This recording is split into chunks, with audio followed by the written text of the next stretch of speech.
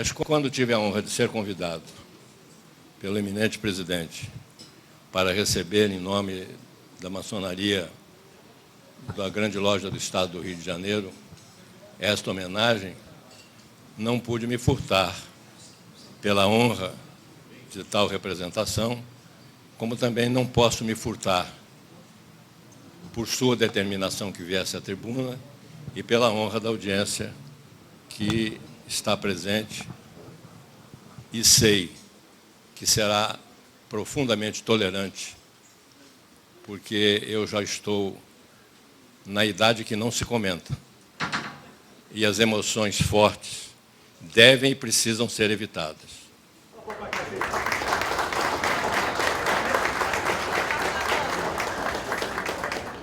Quando cantamos o hino nacional, eu sempre me emociono. E só me emociono de igual forma quando sou recebido por uma loja maçônica ou sou recebido na nossa grande loja nas suas reuniões trimestrais. Só aquele que um dia tiver o privilégio que tenho de dirigir uma instituição como essa é que poderá imaginar isso que estou lhes dizendo agora. Vejam os meus queridos amigos, permitam-me saudar as senhoras que também estão presentes. Eu traria a minha, que infelizmente não pôde vir, mas com quem eu já convivo, espantem-se, há 64 anos. É que ela era menininha quando eu a conheci, muito jovem. O papel que trouxe para ler tem este título: Forças Armadas, Soberania Nacional e Código Florestal. Aqui está este livro que trouxe para mostrar aos senhores: Código Florestal, Ética Ambiental e Desenvolvimento Sustentável sob a ótica da maçonaria. Este projeto, o Código Florestal, que ficou dormitando por mais de 3 ou 4 décadas dentro do Congresso Nacional, de repente, ganha vida, quer luz nova. E paz, meus senhores, uma questão de segurança nacional, que envolve as fronteiras do Brasil, a fronteira seca com todos os países da América do Sul, à exceção do Chile e do Equador, se não me falha a memória. Elabora-se uma lei para trazer novidades no Código Eleitoral, sem sequer ouvir as Forças Armadas, que têm a missão constitucional de velar pela integridade do território nacional, pela paz interna, pela segurança externa do nosso país. Mas não se ouve as Forças Armadas por quê? Se fora eu militar, poderiam dizer: Valdemar está falando em causa própria. Eu não. Eu estou falando em nome do interesse do país. Não se comete um absurdo desta natureza, desprezando aqueles que são constitucionalmente responsáveis pela segurança externa e interna do nosso país, sem que eles opinem, quando todos nós sabemos que essas florestas são praticamente quase todas elas que delimitam o território brasileiro com as suas fronteiras. Há tempos, no governo anterior e no anterior governo do anterior, o senhor Luiz Inácio Lula da Silva tentou entregar a nossa Amazônia brasileira à exploração de empresas multinacionais, enviando também para o Congresso Nacional um projeto de lei que, se aprovado, permitiria às empresas multinacionais virem explorar a grande, a imensa, a fabulosa, a inenarrável e incontável riqueza que possui o nosso solo. São 2/3 do território nacional, 1/3, não sei quanto, mas é a maior parte. O maior rio, a maior mina de nióbio, que é um metal mais precioso do que o ouro, do que a prata, está situada dentro da Amazônia. A nossa madeira, que ainda hoje, ontem à noite assisti num programa de televisão, telejornal, toras e toras são extraídas, eu digo clandestinamente entre aspas, porque não é clandestino aquilo que é feito à luz do dia com conhecimento dos governos, estaduais e nacional, contrabandeados, para enriquecer meia dúzia de maus brasileiros. Cantamos emocionados aqui hoje também o hino do Brasil. Falou-se nos maçons do passado, dos quais todos nós nos orgulhamos. Mas é preciso que saibam aqueles que não têm o privilégio que nós temos de pertencer a esta sacrossanta instituição, que os maçons de hoje não desmerecem os maçons de ontem. Os maçons de hoje estão alertas, estão atentos, não se limitam a aperfeiçoarem-se de acordo com os nossos ensinamentos esotéricos, senão que, assenhoreados destes conhecimentos, tornam-se corresponsáveis pela administração pública dos vários municípios onde existam. Cada loja maçônica da nossa jurisdição tem o compromisso inarredável de eleger democraticamente os prefeitos, os vereadores, e tem um dever maior de fiscalizar a sua atuação gerindo a coisa pública.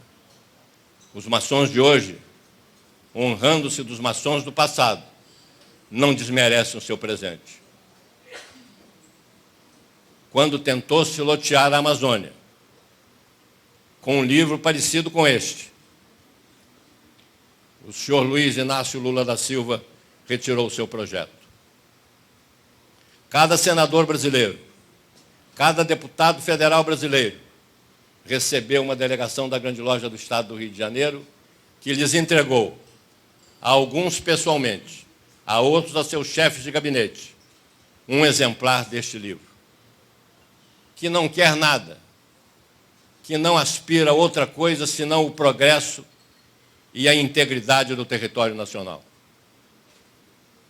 É preciso, é necessário fazer um código florestal sem cuidar do desenvolvimento sustentável do ambiente? É possível discutir-se lei desta magnitude sem ouvir os responsáveis pela segurança, como já disse, interna e externa do nosso país? Os militares brasileiros não existem só para guerrear. Provavelmente a melhor escola de engenharia que existe na América do Sul, o ITA, está frequentada pelos generais, está mantida pelas forças. A nossa costa continental, o Brasil é um continente. O Brasil é muito maior do que a própria América do Sul. Está sendo defendidas com fragatas construídas ainda no início da guerra de 39. Os nossos destroyers, os nossos cruzadores, o nosso porta-aviões, eu falei nosso porta-aviões, é um porta-aviões velho, comprado de terceira mão. Que os senhores olharem aqui para a Bahia, onde ver algumas fragatas, mas eu não sei aonde estão, ou aonde estão os outros elementos de defesa da integridade do país. O nosso território está desguarnecido. E os nossos ares? Aonde estão os nossos aviões?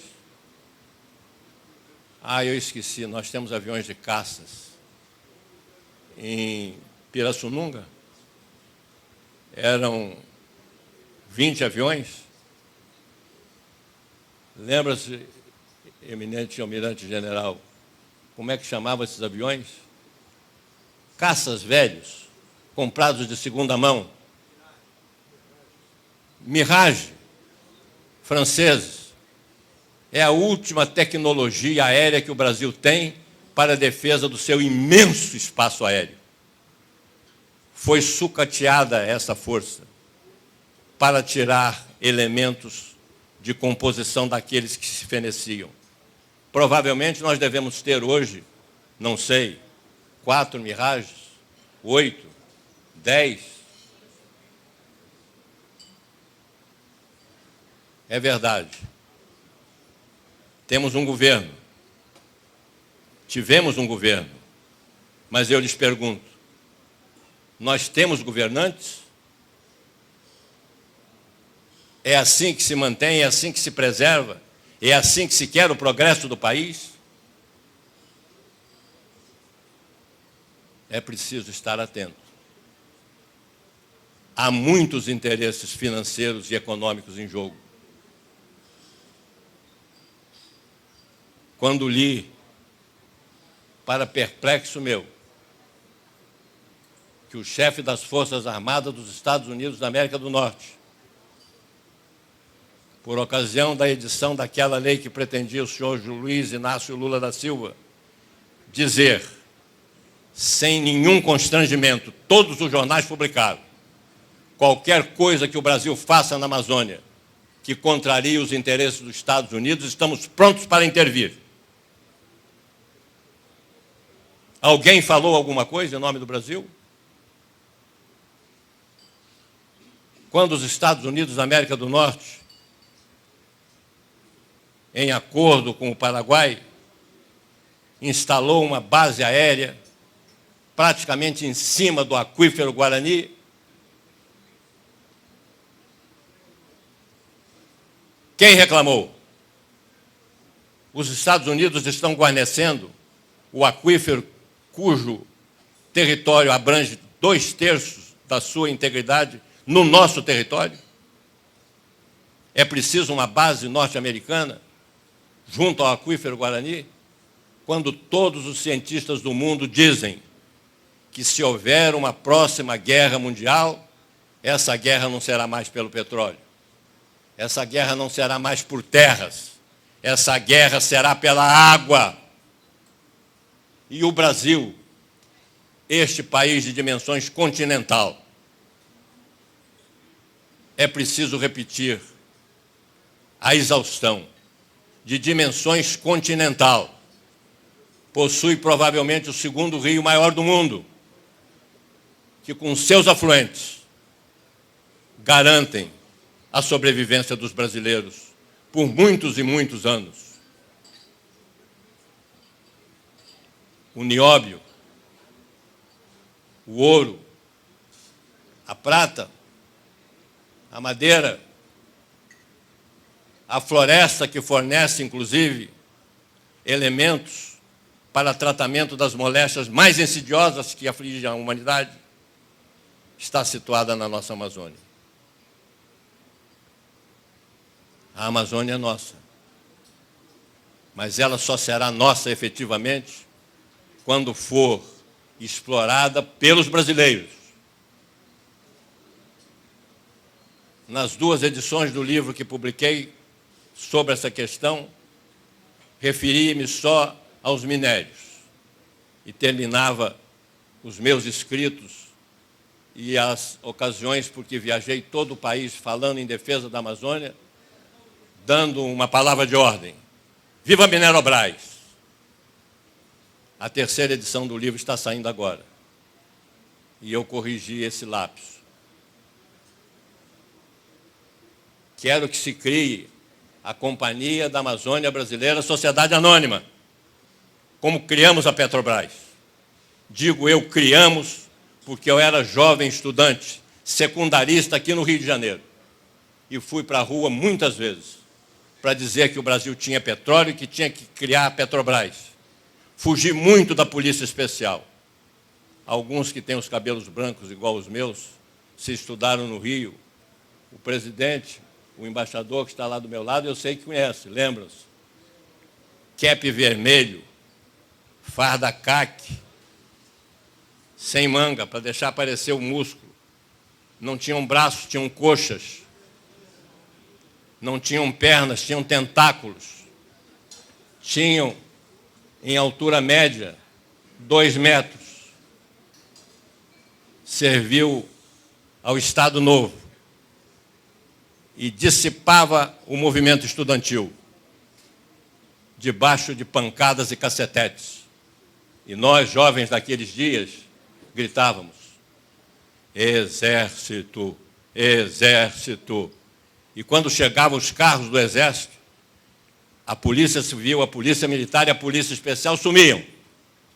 Aqueles carros do Exército vinham com cada soldado encostado, um nas costas do outro, dirigindo o caminhão um sargento, o tenente de CIA ou aspirante, e chega. Não davam um tapa, não cometiam uma agressão. Desmanchavam os comícios que fazíamos e pedíamos que fôssemos para casa, e nós íamos. Houve um hiato. O Brasil teve governos e teve desgovernos. Os militares saíram um dia dos quartéis e, como sempre fizeram, quiseram voltar. Mas naquela quadra da vida nacional, alguém lhes disse: não voltem. E eles perderam o prestígio que tinham do respeito e da garantia que ofereciam a todos os cidadãos que, quando em perigo, clamavam por sua presença. Mas isso já é história do passado. As nossas Forças Armadas estão aí, atentas, desguarnecidas, sucateadas. E os nossos legisladores estão preocupados em editar um novo Código Florestal. Para quê? Por quê? Para quem? São as perguntas que se faz. Foi aprovado no Senado, veio para a Câmara, está em discussão. E eu espero que dessa discussão resulte a luz. E que, se quiserem modernizar o Código Florestal, pensem na integridade do território nacional. Pensem na necessidade de garantia das nossas fronteiras. Lembro-me que, junto com o comandante do Leste, à época, o general Curado, fazendo palestra no Instituto dos Advogados Brasileiros, Sua Excelência exibiu-nos um pequeno filme, onde vimos a presença de um tenente jovem, com a sua jovem esposa e uma criancinha, provavelmente de 2 anos, que era o seu filho, na fronteira do norte da nossa Amazônia. Não sei com que país. E ele explicou. Aquele jovem tenente estava distante do seu quartel 6 horas a pé pela selva.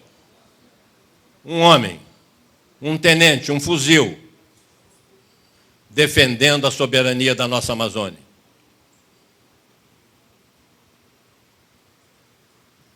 Um dia, quis saber quanto ganhava um general de 5, não, 4. Todas as estrelas que ele tivesse. O senhor sabe o que eu descobri? Ele ganhava talvez igual ou um pouco menos do que um juiz de direito no início de carreira. Eu nunca vi os militares fazendo greve por aumento de salário. Nunca vi reivindicarem em seu favor nada, senão a obediência à Constituição, a defesa da nossa soberania. É preciso, então, que nós, que podemos falar, usemos a nossa voz em seu favor. Porque se nós tivermos um exército forte, uma marinha forte e uma aeronáutica como devemos ter, a tranquilidade pode reinar até que se consume a maioridade dos nossos bisnetos. Hoje não sei. Tenho netos, os senhores têm também. Sou trisavô. Fingem que não ouviram isso. Sou trisavô. Quero que esse meu trineto viva neste Brasil que é nosso, e não no Brasil que eles querem fazer. Tivemos um partido político que se dizia o arauto da moralidade pública. Criticava todos os demais parlamentares e os demais partidos. Assumiu o governo. Criaram o mensalão. Assumiram o governo. Tentaram criar a nova Amazônia brasileira. Assumiram o governo. Querem um novo Código Florestal, que nos seus 30 e poucos artigos, aqui dentro, escondido num deles, não sei em que inciso, de qual parágrafo, mas sei o que diz. Só está escrito assim: da Amazônia Legal. O que é isto? O que é ser da Amazônia Legal? O que o Código Florestal, se aprovado, vai dizer sobre a Amazônia Legal? A Amazônia Legal é nossa. O Brasil é nosso. Não vão fazer. Não vamos deixar. Se eles sabem fazer comício, se eles sabem fazer negócios, se eles sabem perder a dignidade, nós não. Nós não negociamos a nossa dignidade. Não negociamos a soberania que não é nossa, é do nosso país, é da nossa pátria. Não queremos nada para nós. Queremos que o Brasil seja, como sempre disseram que seria, o país do futuro. Mas quero que o futuro do Brasil seja o nosso presente, com dignidade, com austeridade, com zelo pela coisa pública, tratando dos interesses da nação, sem, evidentemente, é claro, cuidar cada qual dentro das suas atividades profissionais, dos seus próprios interesses. Mas falando em nação, falando em pátria, todos nós, não são apenas alguns de nós, não são só os militares, todos nós brasileiros somos responsáveis e temos o direito de dizer não.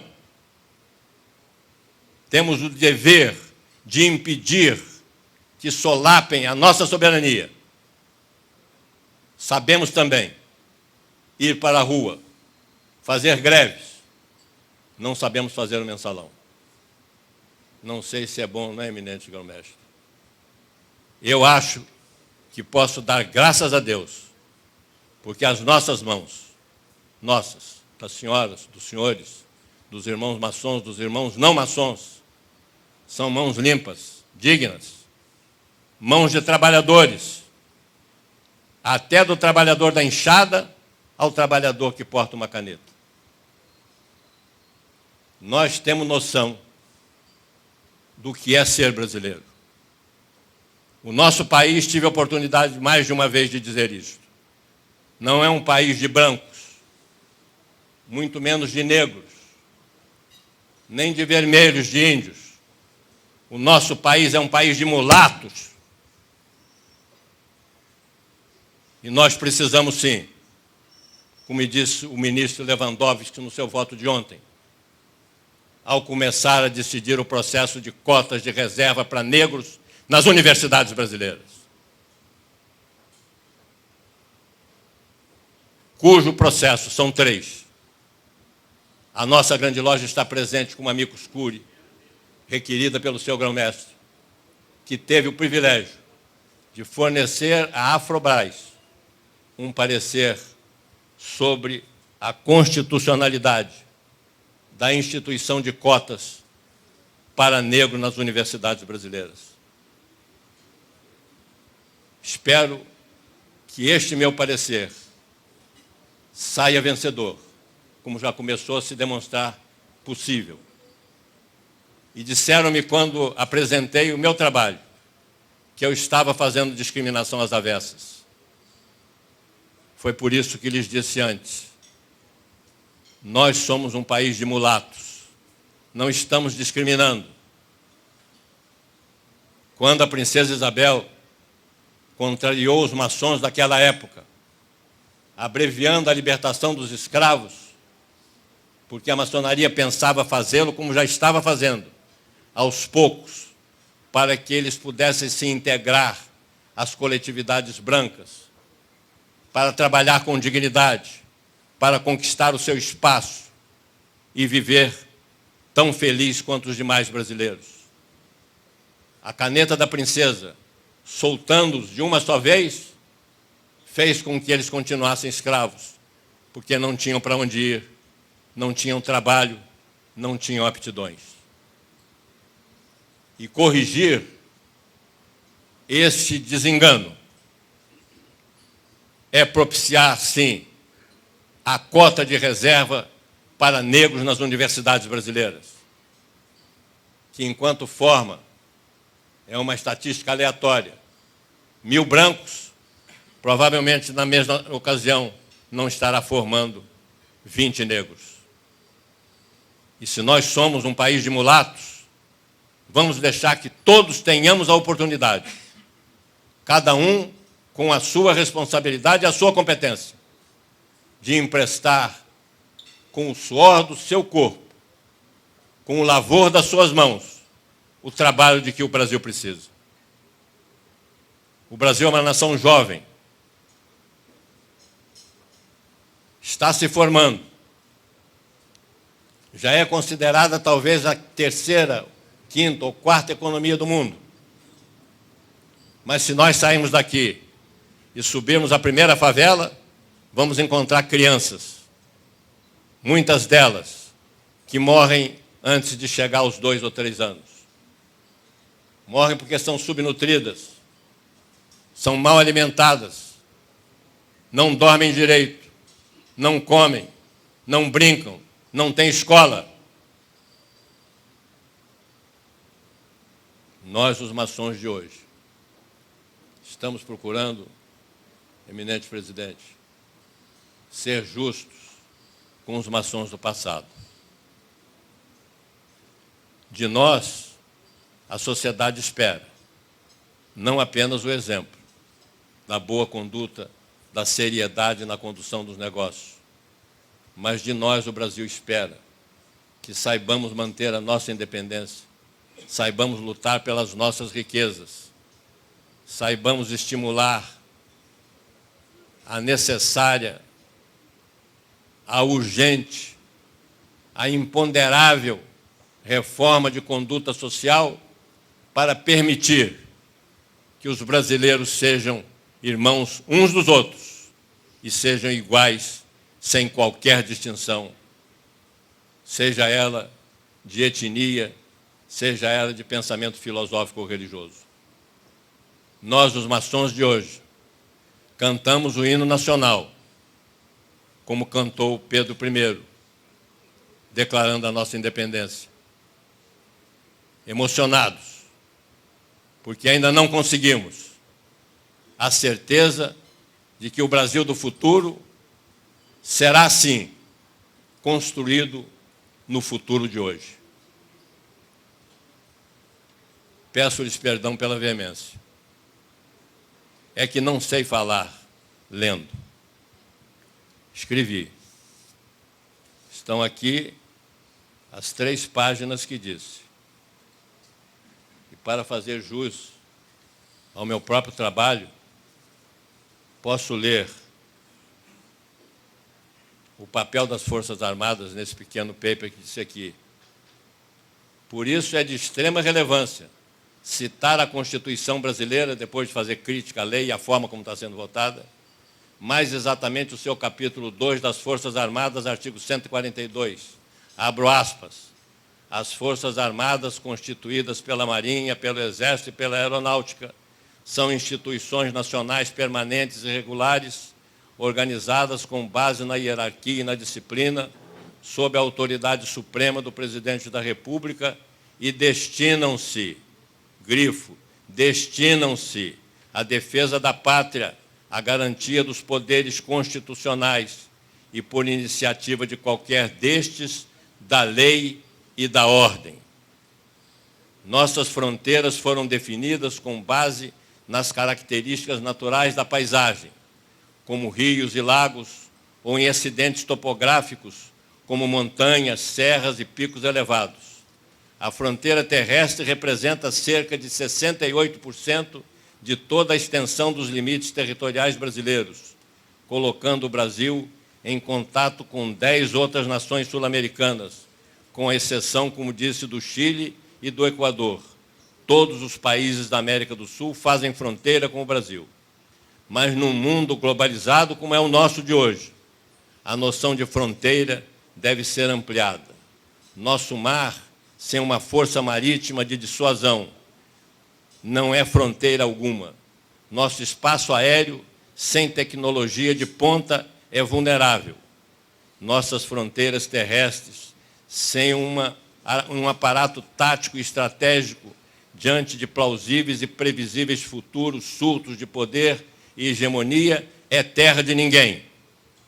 Nesse sentido, volto a insistir pela enésima vez, o reaparelhamento das Forças Armadas brasileiras é de fundamental importância para a defesa da soberania nacional. Seja a Amazônia Verde, a Amazônia Azul, o Aquífero Guarani, o futuro livre da nação. É inacreditável que o Código Florestal esteja na ordem do dia sem a voz das Forças Armadas brasileiras. Países não têm amigos, só interesses. É ingênuo leviano que no quadro de disputas por água, biodiversidades e mercados que se anuncia para o século XXI, que mal se iniciou, o Brasil não coloque como prioridade máxima a modernização das Forças Armadas para cumprir o seu papel constitucional de defesa da pátria e do seu território. Viva o Brasil!